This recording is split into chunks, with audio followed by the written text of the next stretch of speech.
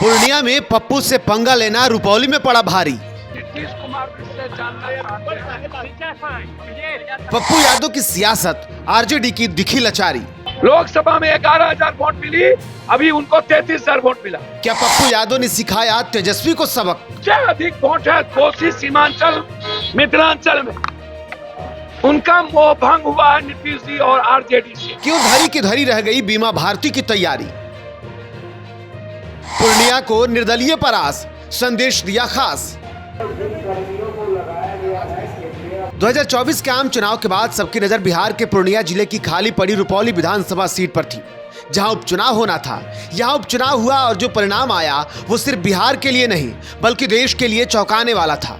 बिहार में मात्र एक सीट पर होने वाले इस उपचुनाव में न तेजस्वी यादव का रोजगार मॉडल चला, न नीतीश का विकास और न ही पीएम मोदी की लहर दिखाई दी, बल्कि जनता ने एक बार फिर निर्दलीय पर भरोसा किया और शंकर सिंह को भारी मतों से विजयी बनाया और 4 बार यहां से चुनाव जीतकर इस सीट को अपनी जागीर समझने वाली बीमा भारती को सबक भी सिखा दिया।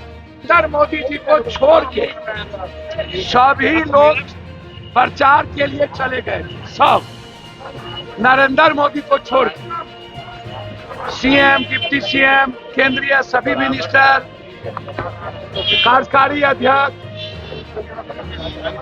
बीजेपी का जो हार्डकोर वोटर था, एक भी वोट जदयू को नहीं दिया। 10 वोट भी राजपूत समाज के लोगों ने जदयू को नहीं दिया।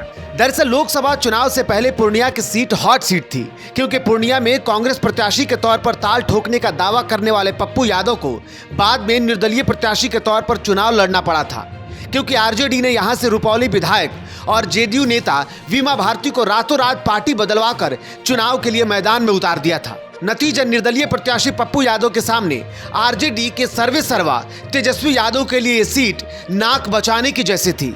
हालांकि पप्पू यादव ने इस सीट पर जीत दर्ज की, लेकिन लोकसभा चुनाव में आरजेडी प्रत्याशी बनी बीमा भारती ने रुपौली की सीट को त्याग दिया था, जहां उपचुनाव हुआ और पुनः चुनावी मैदान में वो उतर गई, जिसका परिणाम शनिवार को आया। यहाँ वैसे तो कुल 11 उम्मीदवार चुनावी मैदान में थे, लेकिन जेडीयू प्रत्याशी कालाधर मंडल और निर्दलीय प्रत्याशी शंकर सिंह के बीच कांटे की टक्कर देखने को मिली। हालांकि 8वें राउंड के बाद से शंकर सिंह ने जो बढ़त बनाया वो परिणाम में तब्दील हो गया। इस लड़ाई में बीमा भारती तीसरे नंबर पर रही, जो उनकी लगातार दूसरी सबसे बड़ी हार है, जिसको लेकर पप्पू यादव ने तेजस्वी पर इशारों में हमला भी बोला है। ना तो वो माले से पूछे, ना कांग्रेस को अप्रोच किया, ना सीपीआई सीपीएम को बुलाया।